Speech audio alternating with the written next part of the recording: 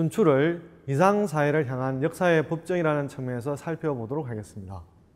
우리가 어떤 대상을 잘 알려고 한다면 그 대상의 기본적인 특징을 잘 알아야 되지 않습니까? 그래서 오늘은 춘추에 대한 첫 번째 시간으로 춘추의 이모저모를 살펴보도록 하겠습니다. 그러면 제일 중요한 것이 그 대상의 어떤 명칭이 제일 중요하겠습니까? 왜 그런 이름이 불려지는지를 살펴보도록 하겠습니다. 잠깐 여러분들이 어려우실 수는 있습니다만 만약에 이제 화면에 한문이 나온다면 저와 같이 소리내서 읽어보시는 것도 좀 더 우리가 어려운 대상을 쉽게 여길 수 있는 대상인데요. 제가 천천히 한번 읽어보도록 하겠습니다. 좌사기연, 우사기사, 사위춘추, 언위상서. 밑에 부분에 이제 번역이 되어 있습니다. 또 옛날에 임금 주위에는 임금의 일거수일투족을 이제 기록하는 좌사라는 사람과 우사라는 사람이 있었는데요. 좌사라는 사람은 주로 임금이 하는 말을 기록하는 사람이고, 우사라고 하는 사람은 임금이 하는 일을 기록하는 사람입니다. 이렇게 할 때 일을 기록했던, 즉 사건을 주로 기록했던 것이 오늘날 춘추라고 하는 책이 되는 것이고, 말씀을 기록한 것들이 상서 또는 오늘날 서경이라고 불리워지는 내용이 되고 있습니다.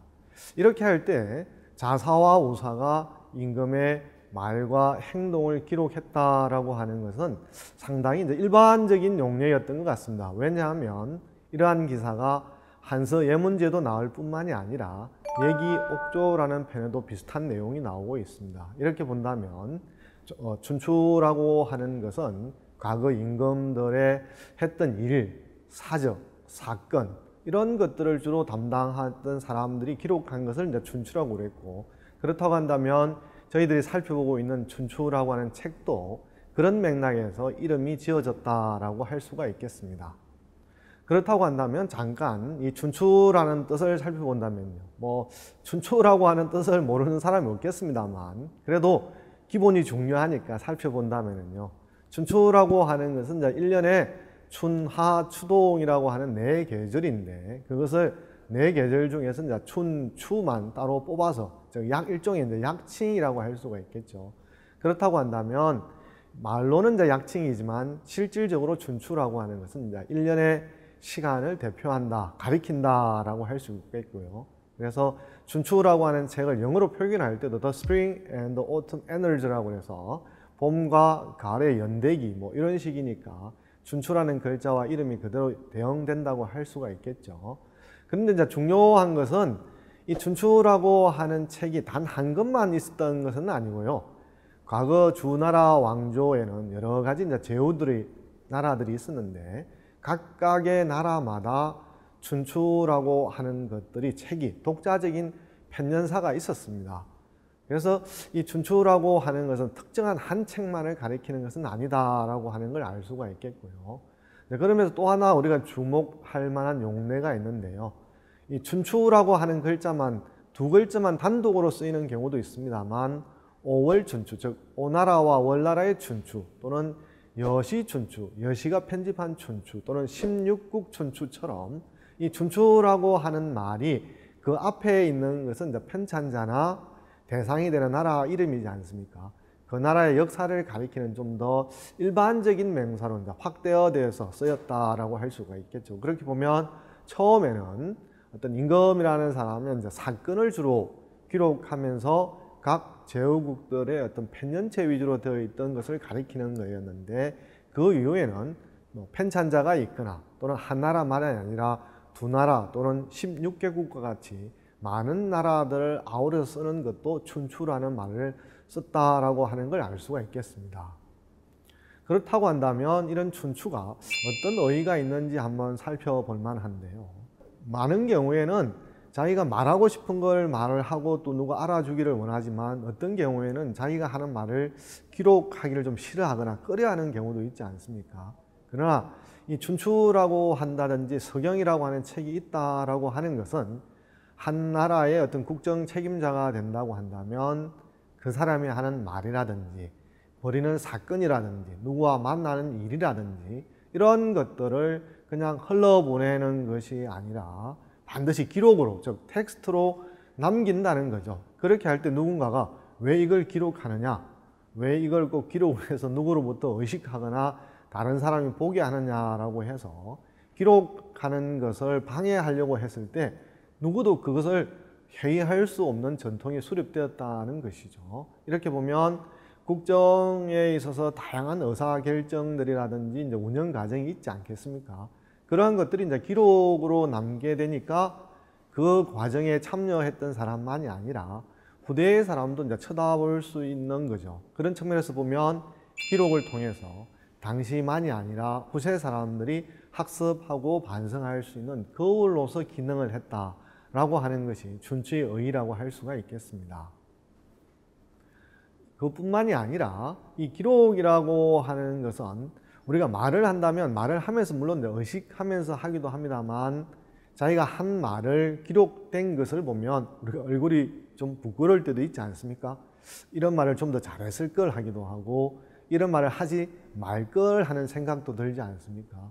이렇게 한번 자기가 하는 말들을 기록하게 되면 그 다음부터 내가 어떻게 행동하고 어떻게 말을 해야 될지 좀 더 합리적으로 말을 해야 된다고 생각하기도 하고 말하는 것들을 좀 더 심사숙고하게 만드는 어떤 기제가 되죠. 여러분들도 만약에 이제 일기를 쓴다면 그 일기를 쓰고 나서 내용을 한번 자기 스스로 이제 반추해 본다면 오늘 이런 일에 대해서 약간 후회했다고 한다면 뭐 다음에 또는 내일에 비슷한 사항에 대해서 좀 더 주의하자라고 스스로 다짐하지 않습니까?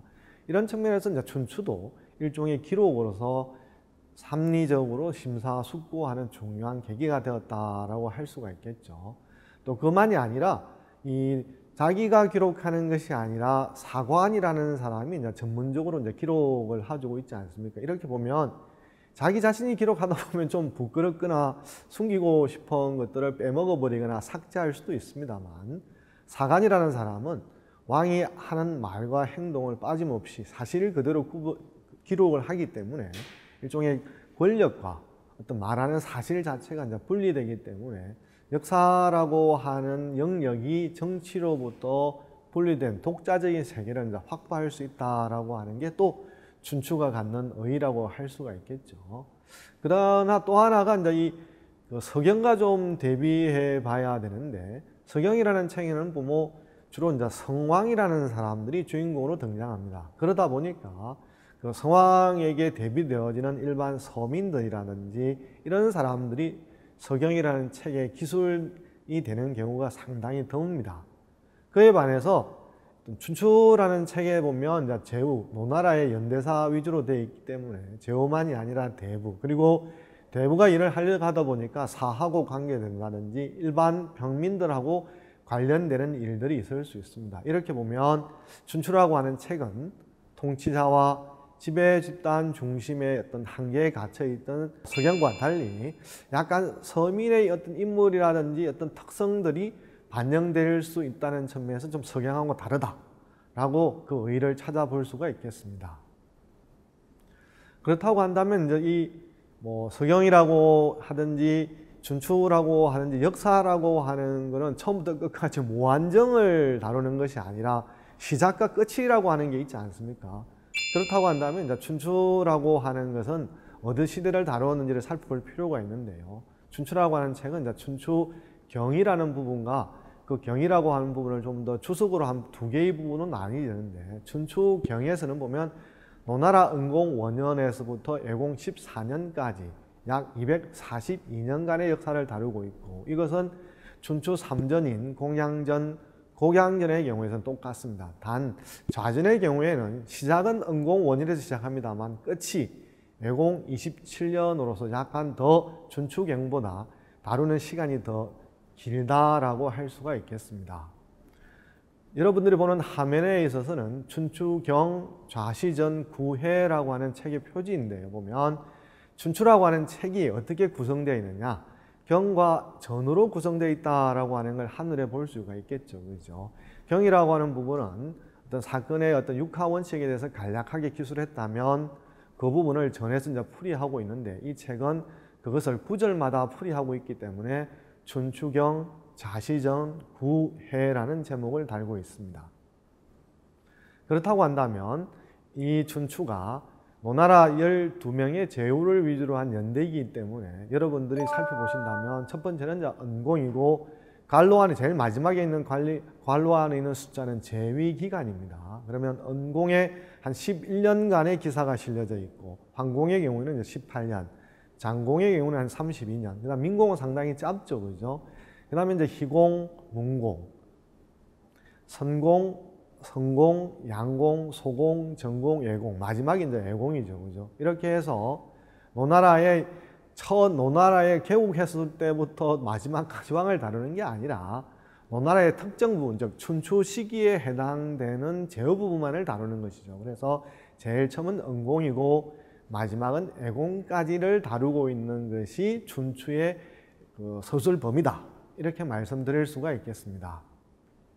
그렇다고 한다면 이 춘추라고 하는 책의 특징을 간명하게 여러분에게 정리해 드린다고 한다면 편년체다. 편년체라고 하는 것은 이제 시간 순서로 쓴다는 뜻이죠. 예를 들어서 어떤 임금이 있으면 재기간이 1년, 2년, 예를 들어서 은공 경우에는 11년이지 않습니까? 그죠? 그럼 이제 11년 중에서 첫 번째 제1년, 2년, 3년 이런 순서대로 이제 글을 쓴다. 이런 뜻이죠.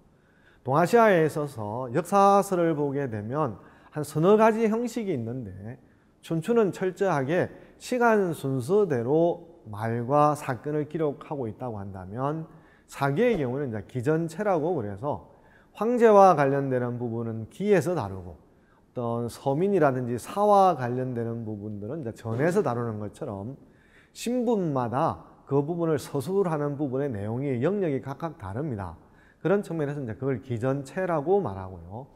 이렇게 할 때 이제 편년체와 기전체의 약점은 예를 들어서 1년 안에 사건이 끝나버리면 한 번 사건이 시작하자마자 끝나버리면 그 사건의 전모를 다 알 수는 있습니다만 예를 들어 사건이 한 5년간에 걸쳐서 일어났다. 그러면 첫 번째에서 사건이 다 완결되지 않지 않습니까? 그러면 첫 번째 1년째 사건을 보고 나서 사람들이 궁금하잖아요. 이 사건이 어떻게 귀결이 됐을까라는 걸 궁금함을 가지고 있습니다만 1년 안에 사건이 끝나지 않기 때문에 알 수가 없죠. 그래서 이런 단점을 보완하는 것이 이제 기사 본말체라는 어떤 그런 방식인데 이건 뭐냐 하면 편년체 형식의 시간 순서를 따르기도 하면서 어떤 하나의 사건 위주를 다룬다는 거죠. 한 사건이 처음에 시작돼서 어떤 이제 귀결이 되었느냐 그런 측면에서 어떤 드라마를 볼 때 그 다음 편이 어떻게 되는지 궁금하다라는 분한테는 이 기사 본말체가 딱 들어맞겠죠. 이런 연려실 기술에 이런 식으로 수리되어 있습니다.